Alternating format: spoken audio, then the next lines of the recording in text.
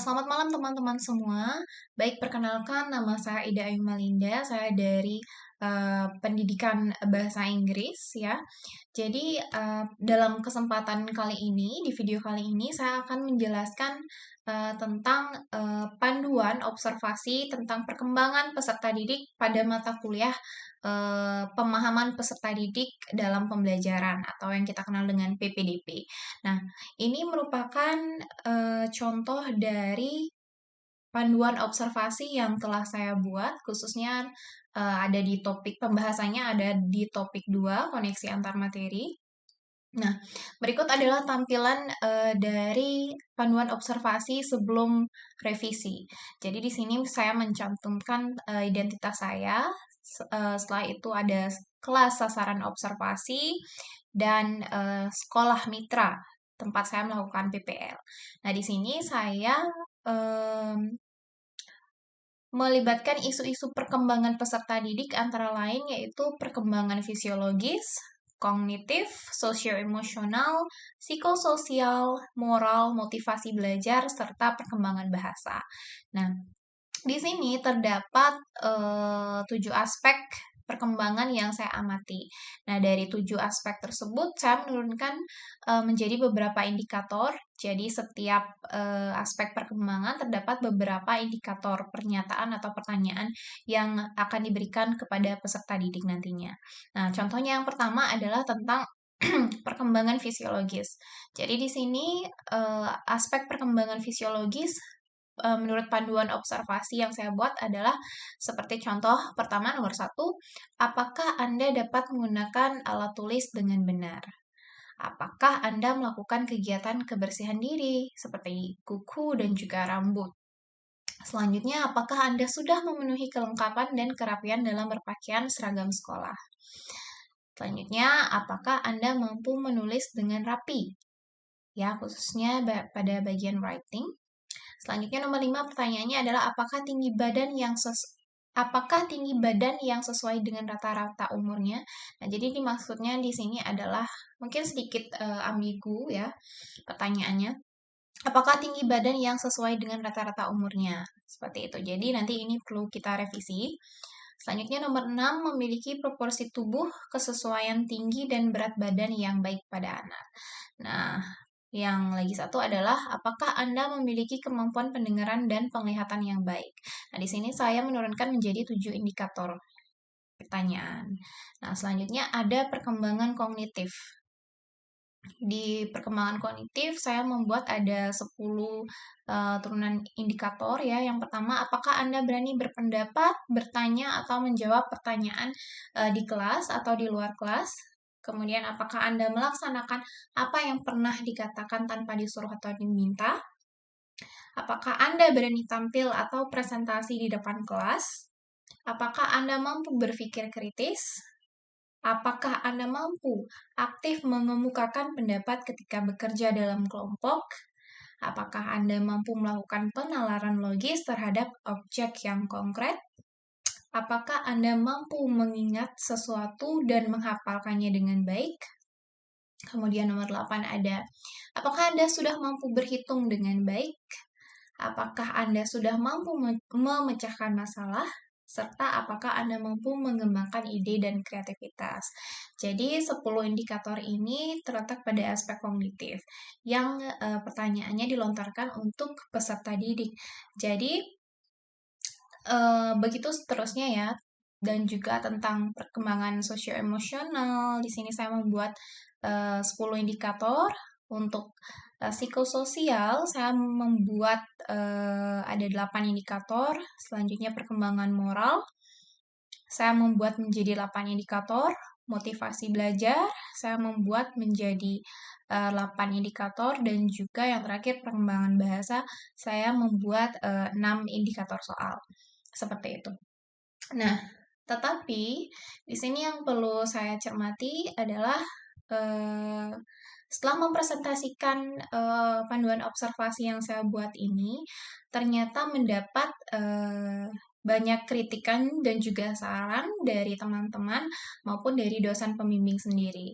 Jadi ada beberapa yang di sini masih seperti miskomunikasi Nah, untuk pernyataan ini, kritikan ataupun saran sudah saya tulis di bawahnya, akan saya jabarkan. Nah, kritikan dan saran dari teman-teman ataupun dosen pembimbing saya yaitu yang pertama, panduan observasi yang saya buat tersebut belum mencerminkan instrumen observasi, melainkan masih seperti self-record siswa yang diisi oleh siswa tersendiri. Nah, jadi seperti ini ya teman-teman. Panduan saya itu seperti masih ada self-record siswanya. Jadi, di sini bukan guru yang mengobservasi siswa, tapi siswanya sendiri yang mengobservasi dirinya sendiri. Jadi masih salah ya. Panduan ini masih salah dan ini kita harus hapus atau hilangkan. Seperti itu. Ya, dan juga kritikan yang kedua, nomor 2 yang saya dapat adalah indikator setiap aspek lebih dirincikan dan disesuaikan dengan apa yang bisa kita lihat dan amati, seperti itu. Nah, contohnya adalah aspek, mungkin saya memberi contoh pada aspek kognitif ya di sini ya. Jadi di sini, pertanyaan nomor 4 yaitu apakah Anda mampu berpikir kritis? Ya, jadi untuk berpikir kritis itu seseorang pendidik tidak bisa mengamati melalui indera mata. Jadi di sini mungkin akan saya rubah kata-katanya sehingga bisa mencerminkan panduan observasi yang lebih baik seperti itu. Kemudian untuk kritikan dan saran selanjutnya yaitu nomor 3, indikator dapat dikurangi menjadi 5 butir ya. Jadi ini saya buat mungkin ada yang 10, ada yang 7 atau 8. Nanti saya akan samaratakan jadi seluruh aspek perkembangan akan saya buat menjadi 5 indikator. Fisiologis 5, kognitif 5, sosio-emosional 5, psikososial 5, kemudian moral juga 5, motivasi belajar 5, dan perkembangan bahasa juga 5 butir soal atau pernyataan. Oke, selanjutnya adalah yang terakhir, ada beberapa indikator yang dihilangkan karena tidak sesuai dengan aspek perkembangan yang diamati. Nah, di sini ada beberapa miskomunikasi dari panduan observasi yang saya buat. Jadi masih keliru dan kurang sekali dan harus banyak diperbaiki seperti itu. Nah, setelah mendapatkan masukan dan kritikan yang intinya adalah 4 poin ini, kemudian saya mulai merevisi dan memperbaiki panduan observasi yang saya buat sehingga menghasilkan panduan observasi sempurna yang, nah ini hasil dari revisi sebelumnya. Jadi ini merupakan panduan observasi yang sudah fix dan sudah saya lakukan atau saya pakai dalam mengobservasi peserta didik di dalam kelas selama terdapat mata pelajaran bahasa Inggris seperti itu. Jadi saya melakukan observasi kelas dengan mengamati peserta didik ya. Nah, jadi di sini ada identitas ya peserta didik dari SMP Negeri 6 Singaraja khususnya kelas 72. Dan juga aspek perkembangan yang saya amati masih sama, ada perkembangan fisiologis, psikologis yang termuat kognitif, emosi, psikososial, moral, motivasi belajar, dan juga perkembangan bahasa. Nah, selain itu teman-teman, saya juga mencantumkan sasaran observasi. Di sini ada nama siswa, nama dan absen, ada usia peserta didik, jenis kelamin, berat badan, dan juga tinggi badan. Nanti yang akan saya catat ya. Jadi selanjutnya, nah mengenai aspek yang diamati untuk perkembangan fisiologis, jadi indikatornya sudah saya turunkan menjadi 5. Dan juga indikator tersebut sudah saya buat sangat jelas ya. Jadi pendidik bisa mengamati melalui indera penglihatan juga pendengaran seperti itu. Jadi yang pertama adalah pernyataan pertama, peserta didik memiliki pendengaran yang baik melalui instruksi yang diberikan serta penglihatan yang baik. Nah, kita bisa amati ya dengan baik di sini. Misalnya, iya kita centang pakai tanda rumput seperti itu. Kemudian nomor 2, peserta didik dapat menggunakan alat tulis seperti pensil dan pulpen dengan benar. Juga sudah saya rincikan ya, menggunakan alat tulis, pensil, dan pulpen. Selanjutnya, peserta didik memiliki proporsi tubuh, kesesuaian tinggi, dan berat badan yang baik. Nah, jadi saya sudah mendapatkan data tinggi badan dan berat badan siswa di atas, dan juga saya sudah mengamati secara langsung, jadi saya bisa menyesuaikan apakah sudah peserta didik tersebut sudah memiliki proporsi tubuh yang baik atau tidak. Dan kemudian nomor 4 yaitu peserta didik melakukan kegiatan kebersihan diri seperti kuku jari tidak panjang, rambut untuk laki-laki dicukur rapi, dan anak perempuan juga dikepang rapi ya. Sangat bisa diamati dengan melakukan penglihatan secara langsung. Kemudian nomor 5, peserta didik mengalami perkembangan seksual. Jadi anak laki-laki mengalami perubahan suara, tumbuhnya jakun dan kumis, sedangkan untuk anak perempuan mengalami perubahan suara, ditandai juga dengan payudara membesar dan pinggul melebar ya. Sangat bisa kita amati dengan panca indera. Kemudian ada aspek perkembangan kognitif, jadi juga saya sudah turunkan menjadi 5 indikator. Yang pertama, peserta didik bisa membaca dan berhitung dengan baik di kelas.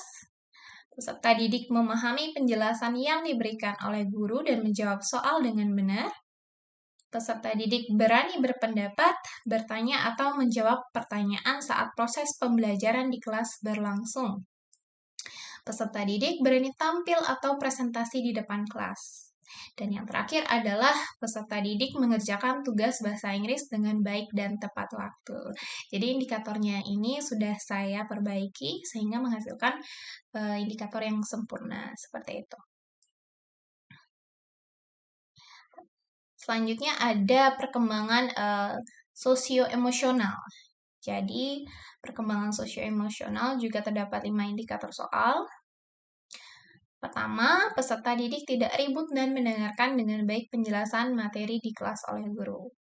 Peserta didik dapat menunjukkan atau mengekspresikan wajah sedih, gembira, marah, kaget, dan lain sebagainya sesuai dengan kondisi real yang dirasakan oleh peserta didik saat itu.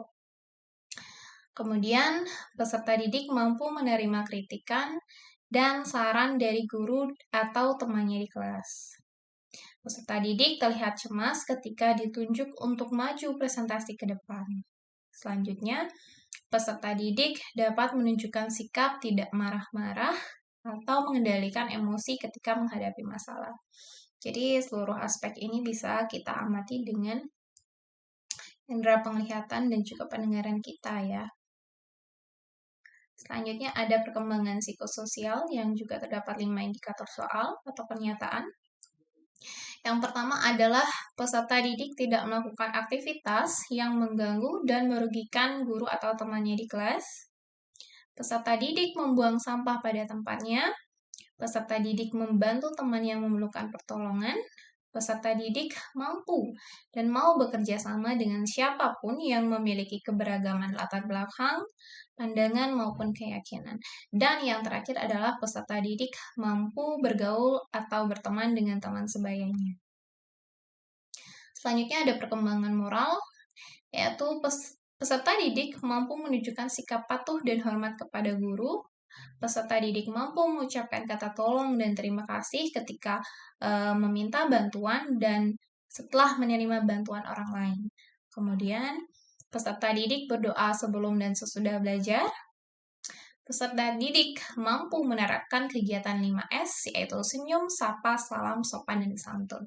Dan yang terakhir adalah peserta didik menggunakan bahasa yang sopan dan santun dalam kesehariannya, terutama di kelas dan di sekolah. Aspek yang nomor 6 yaitu motivasi belajar. Di sini terdapat 5 indikator pernyataan, yaitu yang pertama, peserta didik terlibat aktif dalam mendengarkan dan menyimak proses pembelajaran di kelas. Peserta didik mampu dan berani mengajukan diri untuk mengerjakan tugas atau soal di papan tulis. Peserta didik selalu mengangkat tangan jika ingin bertanya atau menjawab pertanyaan yang diberikan oleh guru. Peserta didik mengekspresikan wajah senang dalam belajar bahasa Inggris di kelas. Dan yang terakhir adalah peserta didik memanfaatkan waktu luangnya untuk belajar secara mandiri, misalnya membaca buku. Oke. Selanjutnya ada aspek yang terakhir, yaitu aspek perkembangan bahasa. Terdapat 5 indikator pernyataan. Yang pertama yaitu peserta didik mampu mengucapkan kata dan kalimat yang lebih kompleks. Peserta didik mampu berkomunikasi secara lisan dan tulis dengan baik. Peserta didik sudah mampu membaca dengan lancar. Peserta didik mampu menjawab soal ketika memahami suatu bacaan yang dibacanya. Dan yang terakhir adalah peserta didik terkadang berbicara dalam bahasa gaul dengan teman sebayanya seperti kata lo, gue, kepo, dan lain sebagainya ya. Itu adalah beberapa perkembangan bahasa yang bisa kita lihat pada anak yang sudah menginjak remaja. Oke. Nah, jadi begitu teman-teman. Setelah mendapat kritikan dan saran, saya membuat panduan observasi yang dikatakan sudah cukup baik, yang dapat digunakan untuk membuat profiling siswa nantinya dengan beberapa aspek perkembangan yang kita amati. Seperti itu. Baik, mungkin itu saja yang bisa saya sampaikan. Terima kasih karena telah menonton video ini. Oke, sampai jumpa di lain kesempatan. Dadah!